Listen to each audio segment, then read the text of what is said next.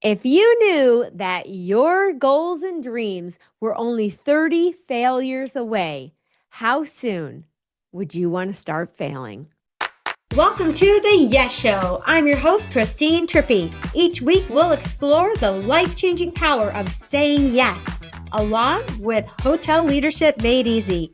Get ready for inspiration, fun, and sweet hospitality. Let's go.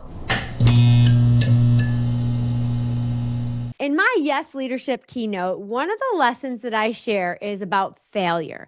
When I was young, hungry, and a new leader, I was inspired by a hospitality article to rally my team around a new motto. Yes is the answer. What is the question? And guess what? Yep, I failed miserably. But here's the real failure that almost stopped me. I felt embarrassed and I could have quit. I could have protected my ego and hidden behind the imposter syndrome I was feeling and stayed safe, not trying new things or new ways to do things. Instead, I chose to fail forward. That one choice changed my whole life because since then I have failed again and again and again. But every time, almost anyways, I have fallen forward into something greater. Me, little Chrissy Chase, a TEDx speaker, author, podcast host, running my own business. What? That was not even on my radar once. Failure led me here. But here's the truth. I still catch myself falling into the same old trap. That biology, the knee-jerk no. Just today, I saw someone that I would love to have here on the Yes Show. And my first thought was that knee-jerk reaction of no. Oh, they're too big for my show. They wouldn't want to come and talk here on this little show.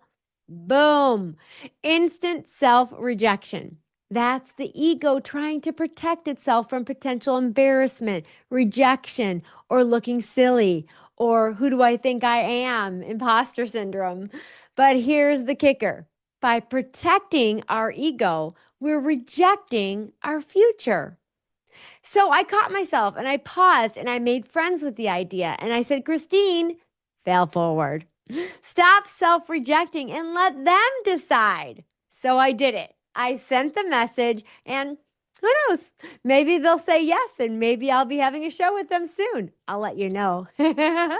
Maybe they'll say no. Either way, I win because I moved forward and I put it out there. And now, actually, I'm thinking about this. Now that I've said this out loud, I'm going to hold myself accountable because two people I've always dreamed of having a conversation with are Will Guidara, the author of Unreasonable Hospitality, and Jesse Cole, the Savannah Banana. So I'm coming for them. I'm going to just put it out there, right? What could happen? You know what could happen? They could be my next guest. That's what could happen. So if any of you out there have any connection to Jesse Cole or Will Guidara, I would appreciate a little connection. Help me manifest this into the universe. All right. So, can you imagine? Oh my God, yes, I can imagine. If you're ready to stop waiting for permission and start chasing those dreams, use my yes formula and say the scary yes. Yes, you can use it for yourself too, not just your customers. Number one, make friends first. When you hear an idea like, you should post for that position, before that knee-jerk reaction of no, pause, take a breath, and just make friends with the idea first. That would be fun and a challenging role. Curiosity is the first step to courage. Two, what you can do. Ask yourself, what qualities do I already have that would make me successful at this? Who do I know doing this kind of work that I could reach out to and talk to them and ask questions? Shift your focus from I can't to what can I do right now? And number three, offer options. Give yourself choices. You could apply and see what happens. You could schedule a quick chat conversation with the hiring manager. You could simply learn more about the company or the opportunity first. Options turn overwhelm into movement. And four, be creative. One way I creatively break through those fears is the if then strategy. When fear is screaming no at you, get creative. This next strategy saved me over and over again, and I call it the if then strategy. And the first time I used it was when I was writing my book, Yes is the Answer.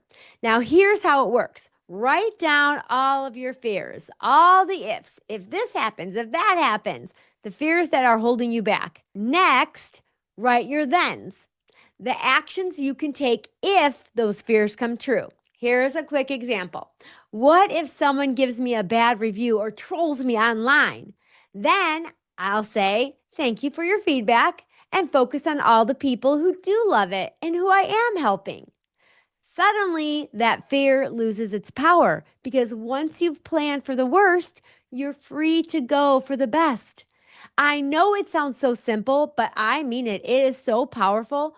Writing down your fears and then how you will respond helps your brain see that you're not helpless, that you're prepared, and the worst is not that bad.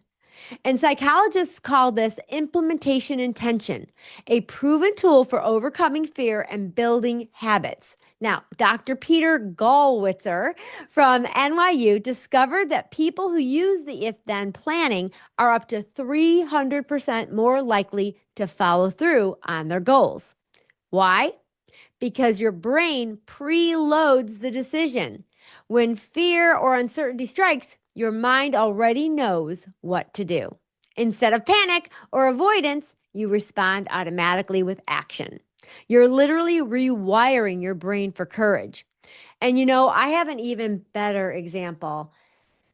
I'm not sure about this, but I've wanted to share this and spill this tea in a very early episode because it was really relevant for that episode as well. And I chickened out. And well, I think I'm just going to say yes and share this with you because even though it's still raw, it's real.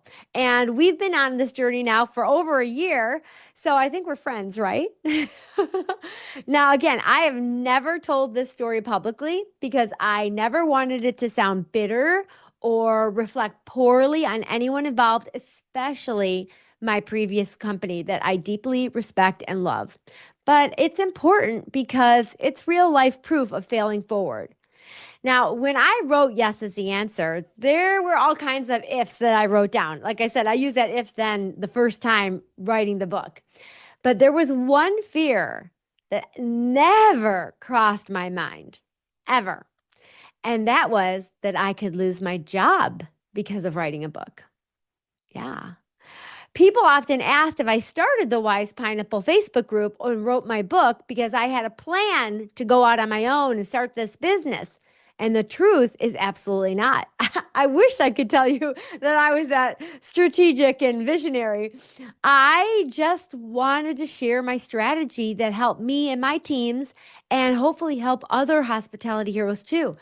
And after hearing for nearly 2 decades, Christine, you should write a book. I finally failed forward enough to do it. I published it. And a few months later, an unexpected email came from HR. No alarm bells went off because I was a top performer. I was a former GM of the year and I supported hundreds of hotels getting stronger and stronger results, moving many right out of that red zone to green zone. But when I joined the meeting, it was a different story. My heart sank. Apparently, a few colleagues made some complaints, inquiries that I wrote this book and how am I working here and also promoting this book. Well, a week-long investigation followed, and I'll be honest, the stress landed me in the ER even. I thought I was having a heart attack. I was beside myself. And they asked questions like, who knew you were writing it? And did you share any proprietary information? The only thing they pointed to was that I mentioned the benefits of being a loyalty member. something that is literally in every training and guest brochure. And we are taught to tell guests at every check in. It was free advertising. By the end of the week, they found that I had done nothing wrong, but determined that my work had become a conflict of interest. I'll let that sink in. I told you, it's been almost 6 years and it's so raw for me. It was so heartbreaking. I loved my company and my job, and to be thought of as a conflict of interest, I thought I'd be ready to tell you the story. Was unbearably heartbreaking. So I chose to resign and my heart was broken. I loved that job. And I literally would text my boss the whole first year that I was in the role. Thank you so much for choosing me. Thank you so much for picking me for this role. I love my job all the time.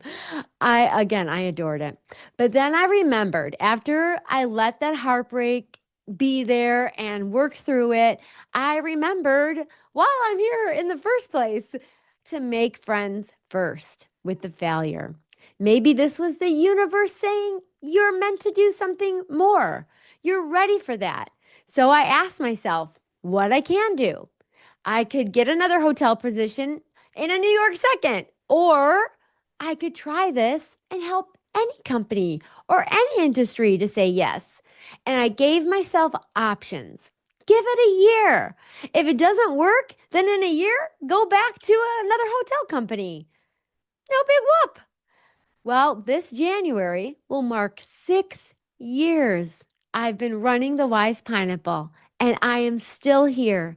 And I have gotten to help industries from schools and healthcare and roller skating rinks and restaurants and any brand in hospitality.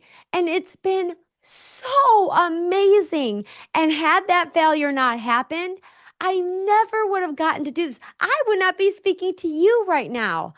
So thanks to people like you who that's the reason why I'm still here. And thanks to continuing to get uncomfortable because I know what got me here isn't going to get me there. I need to keep getting uncomfortable, keep growing, keep doing more, and taking risks and failing forward. And I'm sharing this because I want you to know this isn't theory. I'm not just sitting here. I just chat GPT'd something. This is lived. I genuinely living the dream I never even imagined because I allowed myself to fail forward. If your dream was 30 failures away, how fast would you want to start failing? Pretty damn fast, I bet. Every no is just another rep that builds your courage muscle. So stop self-rejecting and start experimenting. Here is your yes challenge. Write one if then for something that you're scared of right now, something that you've been failing at, and let that help you move forward. Plus, check the show notes for a free if then resource. You know I love to give. This is a resource that I literally used when I was writing my book. That's how you fail forward and find your next yes. If this message has got you fired up today, I want you to share it with someone who needs to stop self-rejecting and start failing forward. And remember, the world needs your yes. Imagine if I never had the courage to write yes. I've talked to thousands of people now who have told me that book is their Bible. It helps them. It has gotten them so much results and new positions and higher pay, etc., etc., etc. The world needs your yes. All right, my friends. Until next time, keep saying yes, standing tall, and leading from the heart. I love you, and I hope that you really felt this episode. I know I did. I hope it's the right decision to put this out there in the world. And I did that for you. I hope you enjoyed it. And if you want to share a story with me, email me. I'd love to hear it. Love you. See you next week. Same time, same place. That's a wrap for today's show. Say yes to taking action and changing the world one yes at a time. And oh, my friend, will you say yes to review, like, and subscribe? The more yeses you give, the more juicy goodness I can bring to all of you wise pineapples. Cool or cool?